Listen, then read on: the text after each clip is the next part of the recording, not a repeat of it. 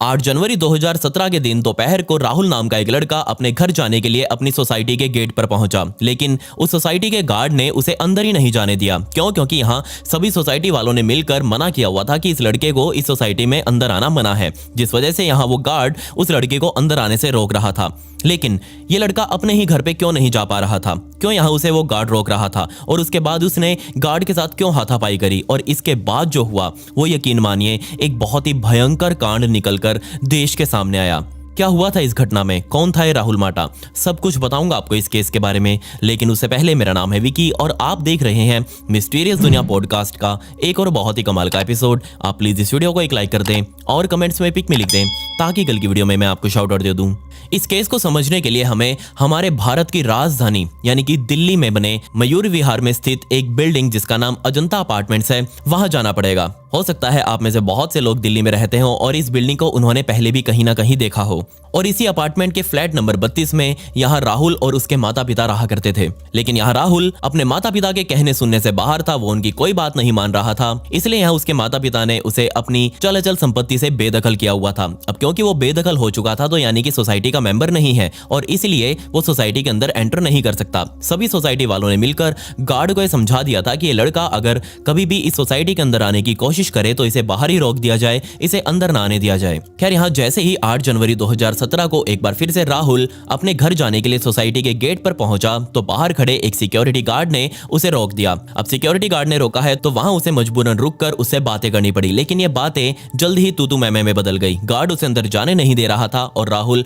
जबरदस्ती अंदर जाना चाह रहा था। गार्ड को सोसाइटी के अधिकारियों से ऑर्डर थे कि इस लड़के को अंदर नहीं आने दिया जाए, लेकिन एक गार्ड भी कितना कुछ कर लेगा, क्योंकि जब सामने दिख रहा है कि एक अमीर बाप का बिगड़ा हुआ बेटा उससे तेज आवाज में बोल रहा है, गाली गलौज कर रहा है, तो वो क्या ही करेगा। गार्ड ने साफ तौर पर राहुल को कह दिया कि सोसाइटी के सभी मेंबर्स ने मिलकर ये मना किया हुआ है कि राहुल को अंदर नहीं आने देना, इसलिए मैं तुम्हें अंदर नहीं जाने दे सकता। लेकिन यहाँ यही बात राहुल को बहुत ज्यादा चुभ चुकी थी। वो सीधे तौर पर अब गार्ड के साथ भिड़ गया, उसके साथ मार पिटाई करने लगा। अब क्योंकि यहाँ इस मार पिटाई में राहुल और गार्ड दोनों ही बहुत तेज से चिल्ला रहे थे। राहुल गाली गलौज कर रहा था, वहीं गार्ड अपने आप को बचाने के लिए चिल्ला रहा था। अभी शोर शराबे को सुनकर सोसाइटी के फ्लैट्स में मौजूद लोग अपनी अपनी बालकनी में आ गए और वहां देखने लगे कि आखिर यहाँ हो क्या रहा है। और जब वो बाहर आए तो उन्होंने देखा कि राहुल गार्ड को नीचे लेटाकर उसके ऊपर बैठा हुआ है और उसे बुरी तरह मार रहा है। जल्दी ही यहाँ सोसाइटी में रहने वाले लोग इकट्ठा होकर गेट पर पहुंच गए और सभी अब मिलकर राहुल को समझाने लगे कि वो यहाँ अंदर नहीं आ सकता, वो बाहर चला जाए वापस। लेकिन राहुल यहाँ किसी की सुनने को तैयार नहीं था। इस शोर शराबे को सुनकर 32 नंबर फ्लैट में मौजूद राहुल के पिता, जिनका नाम रविंद्र माटा था, वो भी अब यहाँ बालकनी में आए। उन्होंने बाहर देखा कि राहुल यहाँ सभी सोसाइटी वालों से लड़ रहा है, सोसाइटी वाले उसे रोक रहे हैं, लेकिन वो अंदर आने के लिए मर रहा है। ये सब होता देख रविंद्र माटा भी अपने कमरे में गए, उन्होंने अपनी चप्पल वगैरह डाली, बाहर आए और वो सीधा सोसाइटी के मेन गेट पर पहुंच चुके थे राहुल से फेस टू फेस बात करने के लिए। इससे पहले कि यहाँ रविंद्र अपने बेटे राहुल से कुछ बात कर पाते, उसको कुछ समझा पाते, राहुल ने अपने कमर में रखे हुए एक तेज धारदार चाकू को बाहर निकाला और सीधा उस चाकू से ही अपने पिता रविंद्र माटा पर हमला कर दिया। अब सामने यहाँ चाकुओं से वो हमला कर रहा था, इसीलिए अब सामने यहाँ राहुल अपने पिता पर ही चाकुओं से हमला कर रहा था। अब आपको पता ही है कि अगर हाथापाई होती तो फिर भी यहाँ सोसाइटी वाले बीच बचाव में आ जाते, लेकिन अब उन्हें दिख रहा है कि सामने इसके पास तेज धारदार हथियार है। अगर यहाँ कोई बचाने के लिए, रविंद्र को छुड़वाने के लिए उसके पास गया तो वो किसी के ऊपर भी हमला कर सकता है। इसलिए यहाँ सभी सोसाइटी वाले देखते रहे कि एक लड़का अपने ही पिता को कैसे चाकुओं से मार रहा है। क्या आप इस बात पर विश्वास करेंगे कि राहुल ने अपने ही पिता रविंद्र माटा पर, जिनकी उम्र 63 साल की थी, उनके ऊपर तकरीबन 2.5 मिनट तक लगातार बार बार चाकुओं से वार किया। रविंद्र माटा पहले ही नीचे गिर चुके थे और इन बार बार हुए वारों से रविंद्र माटा की मौके पर ही मौत हो चुकी थी। इसी बीच यहाँ किसी सोसाइटी मेंबर ने पुलिस वालों को फोन कर दिया। ये राहुल यहीं रुकने वाला नहीं था। जब उसको लगा कि उसके पिता की मौत हो चुकी है, उसने चाकू वापिस अपने हाथ में पकड़ा, जो कि पूरी तरह खून से सन चुका था। यहाँ राहुल खुद भी पूरी तरह से अपने पिता के खून में लदा हुआ था और इसी हालत में वो सीधा अपने फ्लैट पर जाने लगा। अब उसको पता था कि यहाँ उसकी माँ जरूर उसके फ्लैट में ही होगी। थी। वो सीधा अपने फ्लैट में गया, 32 नंबर अपार्टमेंट के बाहर खड़ा होकर दरवाजा खटखटाने लगा। अपनी माँ को जोर जोर से चिल्लाकर बुलाने लगा, लेकिन यहाँ राहुल की माँ विभा वो बहुत समझदार थी। उनको पहले ही पता लग गया था कि यहाँ राहुल जरूर कोई कांड करने के लिए आया है, इसलिए उन्होंने पहले से ही दरवाजा अंदर से बंद करके रख लिया था और अपने बेटे के बार बार चिल्लाने पर भी उन्होंने दरवाजा नहीं खोला। जब उसे लगा कि यहाँ उसकी माँ दरवाजा नहीं खोलेगी और उससे दरवाजा अकेले से टूटने से रहा, इस चाकू से तो वो दरवाजा काट नहीं सकता था, तो वो हड़बड़ाहट में डर गया। उसे लग रहा था कि जरूर अब सोसाइटी वाले उसे पकड़ लेंगे और पुलिस के हवाले कर देंगे, इसीलिए उसने सीधे तौर पर वहां से भागने की सोची। लेकिन वो भागकर बाहर जा नहीं सकता था क्योंकि बाहर भीड़ लगी हुई थी, इसलिए वो किसी और फ्लैट की तरफ जाने लगा। उसको लग रहा था कि यहाँ जरूर कोई ना कोई फ्लैट तो खुला ही होगा और वो उस फ्लैट में जाकर आराम से खुद को बंद कर लेगा और बाद में मौका लगने पर भागेगा। इसी बीच वो इधर उधर भागने लगा और इसी बीच उसे यहाँ एक रेनू नाम की महिला मिली जो कि उसे बार बार घूरे जा रही थी और इस घूरने से परेशान होकर राहुल ने अपना चाकू निकाला और उस रेनू पर भी हमला कर दिया। बेचारी रेनू यहाँ बिना बात के ही घायल हो चुकी थी वो चाकू लगने की वजह से। राहुल यहाँ भी नहीं रुका, वो इस सोसाइटी के तीसरे मंजिल पर गया और तीसरे मंजिल पर फ्लैट नंबर 35 में बीके शर्मा रहा करते थे जो कि एक फिल्म अभिनेता है। और बदकिस्मती से यहाँ बीके शर्मा का वो फ्लैट उस टाइम पर खुला हुआ था, उसका दरवाजा बाहर से अनलॉक्ड था और साफ साफ यहाँ पर राहुल देख सकता था कि वो यहाँ जाकर आराम से खुद को छुपा सकता है। उस टाइम पर यहाँ अभिनेता वीके शर्मा के साथ साथ उनका बेटा भी मौजूद था। अब दोनों यहाँ बाप बेटों को देखकर राहुल भी उनको धमकाने लग गया कि अगर तुमने मेरे पास आने की भी कोशिश करी तो मैं तुम दोनों को ही चाकू से काट डालूंगा। अभी तक यहाँ वो अभिनेता फिल्मों में ही सिर्फ गुंडों को देखते आ रहे थे, लेकिन अब उनके साथ ये फिल्मी स्टाइल आमने सामने हो रहा था, वो भी रियल लाइफ में। उसे भिड़ने से अच्छा यहाँ वीके शर्मा ने सोचा कि क्यों ना वो अपने बच्चे को साथ लेकर एक दूसरे कमरे में खुद को बंद कर ले, और बिल्कुल उन्होंने ऐसा ही किया। राहुल इस फ्लैट के लिविंग हॉल में अभी खड़ा ही था और उसे कुछ समझ नहीं आ रहा था कि वो खुद कहाँ जाए, तो उसने किचन को देखा। वो किचन में गया, उसने किचन का दरवाजा अंदर से बंद कर लिया और इसी बीच यहाँ पुलिस की गाड़ियां भी मौके पर पहुंच चुकी थी। पुलिस ने उतर कर देखा कि यहाँ सामने रविंद्र माठा का शव पड़ा हुआ है और खून इधर उधर बहुत तेजी से फैल रहा है। पुलिस वालों ने सबसे पूछा कि आखिर ये कांड किसने किया। सभी ने इशारा कर दिया, ये इनका बेटा राहुल माठा जो कि अभी भी इस बिल्डिंग में मौजूद है, आप जाकर प्लीज उसे ढूंढ लीजिए। तुरंत पुलिस यहाँ ढूंढते हुए राहुल माठा को फ्लैट नंबर 35 पर पहुंची। अब बाहर से तो वो गेट पहले से ही अनलॉक्ड था। पुलिस यहाँ उस अपार्टमेंट के अंदर दाखिल हुई। अंदर जाते ही उन्होंने देखा कि यहाँ एक किचन का दरवाजा अंदर से बंद किया गया है और एक कमरे का दरवाजा अंदर से बंद है। दोनों जगह पर पुलिस ने एक साथ ही दस्तक दी। दरवाजा खटखटाया गया और एक कमरे वाले दरवाजे से आवाज आई कि वो वीके शर्मा बोल रहे हैं। पुलिस का नाम सुनते ही वीके शर्मा ने अंदर से दरवाजा खोला और वो पुलिस के साथ बाहर की तरफ निकल गए। लेकिन अब यहाँ सिचुएशन थी पुलिस के सामने राहुल को बाहर निकालने की। अब उसको कैसे बाहर निकालेंगे? पुलिस बार बार यहाँ किचन का दरवाजा खटखटाए जा रही थी, राहुल को आवाज लगा लगा कर बाहर की तरफ बुला रही थी, लेकिन राहुल बाहर आने के लिए तैयार नहीं था। वो बार बार यहाँ पुलिस वालों को कह रहा था कि तुम यहाँ से चले जाओ वरना मैं खुद को मार लूंगा। लेकिन पुलिस तो ऐसे जाने वाली नहीं थी, वो यहाँ राहुल को साथ लेकर जाना चाहती थी। काफी देर तक यहाँ पुलिस दरवाजा खटखटाती रही और एकदम से यहाँ पुलिस ने दरवाजा तोड़ना शुरू कर दिया। अंदर मौजूद राहुल ने जब देखा कि पुलिस तो यहाँ दरवाजा तोड़ रही है, तब उसने यहाँ एक भयंकर कांड और कर दिया। जी हाँ, किचन में रखे हुए सिलेंडर से उसने नलकी को निकाल दिया और रेगुलेटर खोल दिया। अब जो गैस थी वो यहाँ इस किचन में लीक होने लगी थी। लेकिन पुलिस अभी भी रुकने वाली नहीं थी। वो बार बार अंदर से चिल्लाए जा रहा था कि तुम यहीं रुक जाओ, मुझे अकेला छोड़ दो वरना मैं इस गैस में आग लगा दूंगा। लेकिन पुलिस नहीं रुकी। पुलिस को जल्दी से जल्दी यहाँ राहुल माठा को बाहर निकालना था और खुद को भी निकालना था, क्योंकि यहाँ ये गैस कभी भी आग पकड़ सकती थी और जिसका डर था वही हुआ। राहुल ने अंदर ही एक बार टक से लाइटर बजाया और उस लाइटर से निकली चिंगारी से इस गैस ने आग पकड़ ली। देखते ही देखते यहाँ किचन से बहुत भयंकर धुआं बाहर निकलने लगा था। पूरे किचन ने आग पकड़ ली थी और अब पुलिस ने और तेजी दिखाते हुए वो दरवाजा तोड़ा और आग की लपटों के बीच में खुद घुसकर यहाँ राहुल माठा को बाहर निकाला।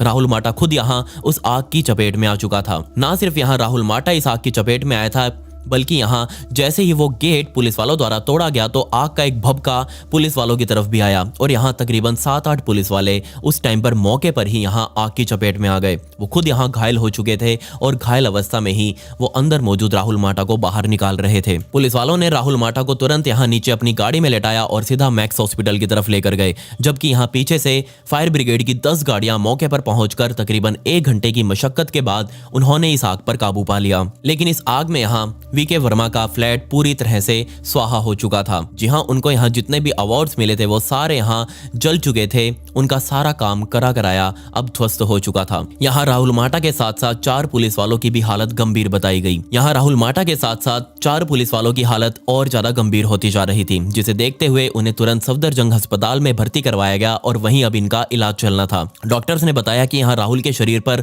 40% के बंस आए थे। और क्या आप इस बात पर विश्वास करेंगे कि जिस रेनू नाम की महिला के ऊपर फालतू में ही चाकू यहाँ राहुल ने चलाया था, उस चाकू लगने की वजह से रेनू को तकरीबन 26 टाके आए। अब यहाँ धीरे धीरे हालातों में सुधार आने लगा था। राहुल माटा लगभग ठीक हो चुका था और जैसे ही वो ठीक हुआ, चलने फिरने लायक हुआ, पुलिस ने उसे तुरंत गिरफ्तार कर लिया। और गिरफ्तार करने के बाद उसके अब बयान लिए गए और इस बयान में ही उसने एक बहुत ही भयंकर कहानी सुनाई। असल में यहाँ राहुल माटा और उसका परिवार अच्छे खासी मोटी फर्म थी। इनका अच्छा बिजनेस था कनाडा में और 20 साल पहले ही ये पूरा परिवार कनाडा शिफ्ट हो चुका था। इस परिवार में राहुल के माता पिता के अलावा राहुल का एक भाई भी था जिसका नाम मुकुल माटा था। राहुल की सारी प्राइमरी स्कूलिंग यहाँ दिल्ली से ही हुई थी और उसके बाद जब यहाँ इसने डीयू से अपनी बैचलर डिग्री करी तो उसके पिता ने सोचा कि क्यों ना अपने बेटे को आगे की पढ़ाई के लिए अमेरिका भेज दिया जाए। उनके पास पैसा अच्छा था, पैसों की कोई कमी नहीं थी, तो उन्होंने राहुल को 1995 में ही अमेरिका भेज दिया और सन 2000 में ही यहाँ राहुल ने अमेरिका के एक बैंक में ही नौकरी करनी शुरू कर दी। लेकिन कुछ टाइम तक यहाँ नौकरी करने के बाद वो अपने पिता के पास कनाडा चला गया। पिता को पहले ही कनाडा की पीआर मिली हुई थी और इसी वजह से यहाँ उसे कनाडा में भी जल्दी ही नौकरी मिल गई। वो मर्चेंट नेवी में दाखिल हो चुका था, लेकिन यहाँ ये मर्चेंट नेवी की नौकरी उसकी ज्यादा देर नहीं चली। क्योंकि यहाँ एक इनडिसिप्लिन्ड कैंडिडेट बताते हुए इस नौकरी से उसे निकाल दिया गया था। सन 2011 में उसे नौकरी से निकाला गया था और इसके बाद यहाँ उसे कनाडा की जेल भी जाना पड़ा। क्योंकि यहाँ वो कनाडा की ही एक लड़की से छेड़छाड़ करते हुए पकड़ा गया था। यहाँ उसे 2 साल की सजा हुई थी और ये 2 साल की सजा पूरी होने के बाद कनाडा से उसे भारत के लिए डिपोर्ट कर दिया गया। अब यहाँ राहुल माटा वापस भारत आ चुका था। सन 2014 में यहाँ उसका मर्चेंट नेवी का लाइसेंस भी कैंसिल कर दिया गया और अब वो जॉब करने के लिए कहीं लायक ही नहीं था। राहुल वापस अब इंडिया आ चुका था तो उसकी माँ भी यहाँ कनाडा से वापस इंडिया ही आ गई। लेकिन यहाँ राहुल का छोटा भाई मुकुल माटा और उसके पिता रविंद्र माटा अभी भी कनाडा में ही थे। माँ बेटा अब यहाँ दिल्ली में रह रहे थे और बाप बेटा अब यहाँ कनाडा में मौजूद थे। राहुल की माँ तो यहाँ सरकारी टीचर थी, इसलिए उनको तो कोई काम की जरूरत थी नहीं। वो यहाँ सुबह सुबह ही अपनी नौकरी पर चली जाती, लेकिन यहाँ जब वो वापस आकर देखती कि उनका बेटा तो अभी भी घर पर ही पड़ा हुआ है, वो कोई काम धंधा नहीं कर रहा, इसलिए उसकी माँ ने यहाँ राहुल को समझाना शुरू किया कि बाहर निकलो, कोई नौकरी वगैरह ढूंढो या फिर कोई और काम धंधा स्टार्ट कर लो। लेकिन यहाँ हर बार राहुल बहाना बना देता कि मुझे कोई नौकरी नहीं मिल रही, मुझे कोई काम धंधा नहीं मिल रहा, मुझे बिजनेस का कोई एक्सपीरियंस नहीं है। वो डेली यहाँ अपने माँ से पैसा ले रहा था, अपने दोस्तों के साथ जाकर नशे पते फूकता और वापस घर पर आ जाता। यहाँ रहते हुए भी उसके ऊपर लड़कियों के साथ छेड़खानी के आरोप लगे। इसके बाद यहाँ राहुल के माता पिता ने उम्मीद ही छोड़ दी कि राहुल की कभी शादी होगी, क्योंकि यहाँ वो काफी बदनाम हो चुका था, कोई उसे लड़की देकर खुश नहीं था। राहुल भी यहाँ मजबूर हो चुका था। अब उसको यहाँ खुद ही अपना कोई पार्टनर ढूंढना था और पार्टनर के रूप में उसे 2 बच्चों की माँ निशा मिली। सोचकर देखिए आप खुद, यहाँ निशा के 15 और 16 साल के 2 बच्चे थे और राहुल यहाँ सीधे तौर पर अपने माँ और पिता को समझा चुका था कि मेरा निशा के साथ चक्कर है और मैं यहाँ उसके साथ ही लिव इन में रहूंगा। दोनों माँ बाप अब यहाँ राहुल को बार बार समझा रहे थे। वो पहले ही राहुल की आदतों से परेशान थे, लेकिन अब यहाँ एक और दिक्कत आ चुकी थी और उसका नाम था निशा। धीरे धीरे कर टाइम बीतता रहा, माँ और बाप उसे समझाते रहे और इन समझाने का परिणाम ये निकला कि राहुल निशा को अपनी माँ के सामने ही अपने फ्लैट के ऊपर लेकर आने लगा। बेचारी माँ यहाँ देख रही थी कि कैसा उसका बेटा बर्बाद होता जा रहा है, कैसे वो एक शादीशुदा महिला को फ्लैट पर लेकर आ रहा है, वो भी उसके सामने। बार बार यहाँ उसकी माँ राहुल को समझा रही थी, उसके साथ लड़ाइयाँ करती, लेकिन यहाँ राहुल निशा के नशे में भंड हो चुका था। एक दिन यहाँ ऐसा भी आया जब राहुल ने खुद अपनी माँ के सामने कह दिया कि आप मुझे बार बार मत टोका करो, क्योंकि यहाँ मैंने निशा के साथ मंदिर में शादी कर ली है। ये बात सुनते ही राहुल की माँ के पैरों तले जमीन खिसक गई। उसने तुरंत अपने पति रविंद्र माटा को, जो कि कनाडा में उस टाइम पर बैठे हुए थे, उनको फोन किया और बताया कि ये तो राहुल ऐसे ऐसे बोल रहा है कि वो निशा को शादी करके यहाँ घर ही ले आया है। तब यहाँ वीडियो कॉल करके रविंद्र माटा ने भी अपने बेटे राहुल को समझाने की कोशिश करी, लेकिन यहाँ राहुल समझने को तैयार नहीं था। यहाँ रविंद्र माटा और उनकी पत्नी विभा माटा को ये चिंता थी कि कहीं ये निशा और उसके बच्चे मिलकर उनके इस फ्लैट पर कब्जा ना कर लें। वो ये बात बार बार राहुल को समझा रहे थे, लेकिन राहुल समझने के लिए तैयार ही नहीं था। उसको निशा के अलावा कुछ और दिख ही नहीं रहा था। अब यहाँ सीधे तौर पर विभा ने अपने बेटे राहुल को जो पैसे वो डेली दिया करती थी वो देने अब बंद कर दिए थे। अब इस बात पर यहाँ राहुल और उसकी माँ के बीच में खटपट रहने लगी। इस खटपट को लेकर वो कई बार यहाँ सोसाइटी वालों के सामने अपनी माँ के ऊपर तेज तेज बोलता, और इतना ही नहीं, वो कई बार यहाँ सोसाइटी वालों के सामने ही अपनी माँ के ऊपर हाथ उठा चुका था। पड़ोसी यहाँ बार बार इन दोनों के झगड़ों को शांत करवा रहे थे, लेकिन यहाँ बार बार पड़ोसियों की लड़ाई के बीच में आने की वजह से राहुल माठा परेशान हो चुका था और उसने पड़ोसियों को भी धमकी दे दी थी कि अब की बार अगर कोई हमारी लड़ाई में बीच में आया तो वो अपना हिसाब लगा ले। इस परिवार में लगातार कलेश बढ़ता ही जा रहा था। फोन करके यहाँ विभा बार बार अपने पति को बता रही थी कि आज यहाँ राहुल ने ये किया, आज यहाँ राहुल ने वो किया। लड़ाई बढ़ती देख यहाँ रविंद्र माटा ने तुरंत फ्लाइट पकड़ी और वो 2016 में ही कनाडा से दिल्ली आ गए और उन्होंने यहाँ आकर अपने बेटे राहुल को समझाना शुरू किया, लेकिन वो कहां से समझाएंगे। राहुल के ऊपर तो निशा का नशा चढ़ा हुआ था। इस बात से परेशान होकर यहाँ राहुल के पिता रविंद्र ने उसको अपनी चल अचल संपत्ति से बेदखल कर दिया और धक्के मारकर घर से बाहर निकालते हुए कहा कि वो कभी आज के बाद इस घर पर ना आए। अब सोसाइटी वालों को जब ये बात पता चली कि उसको बेदखल कर दिया गया है, वो तो बहुत खुश हुए। वो पहले ही यहाँ राहुल से परेशान थे।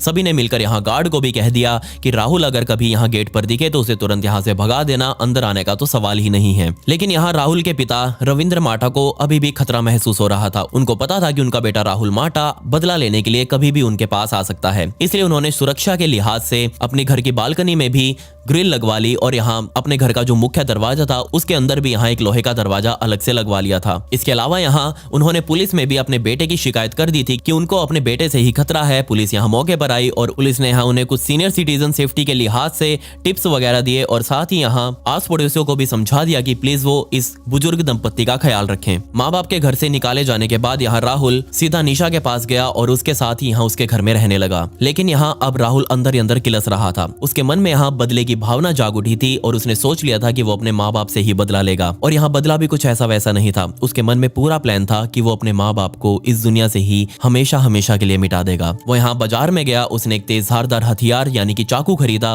और सीधा वो चाकू लेकर अपने ही घर अपने माँ बाप के पास पहुंच चुका था। और उसके बाद जो यहाँ पहले गार्ड के साथ लड़ाई हुई, फिर यहाँ उसने सोसाइटी वालों को धमकाया और जब उस शोर शराबे को सुनकर रविंद्र माटा बाहर आए और इसी का तो इंतजार कर रहा था यहाँ राहुल माटा। राहुल ने अपने पिता को देखते ही उनके ऊपर चाकुओं से हमला कर दिया और बस यहाँ रविंद्र माटा मर चुके थे। और उसके बाद यहाँ जो हुआ वो मैंने आपको पहले ही बताया। 9 जनवरी 2017 को पुलिस ने कड़कड़डूमा कोर्ट में राहुल को पेश किया, लेकिन यहाँ राहुल ने बेशर्मों की तरह जज के सामने कहा कि उसने पिता की हत्या नहीं करी, बल्कि उसके पिता ही यहाँ वो चाकू लेकर आए थे उसे मारने के लिए और मैंने तो यहाँ डिफेंस में उनसे ही उनका चाकू खोसकर उनके ऊपर वार किया है। और वो आग भी जो ऊपर वाले फ्लैट में लगी थी वो मैंने नहीं लगाई, बल्कि पुलिस वालों ने ही लगाई है मुझे मारने के लिए, इसलिए मुझे यहाँ प्रोटेक्शन चाहिए। सोचकर देखिए यहाँ जिन्होंने पैदा किया उनको ही यहाँ कैसी मौत यहाँ उनके ही बेटे द्वारा दी गई। और दूसरी बात यहाँ पुलिस वाले जिन्होंने उसे उस रसोई से बचाया आग लगने के बाद, उसके बाद यहाँ राहुल उनके ऊपर ही ब्लेम कर रहा था।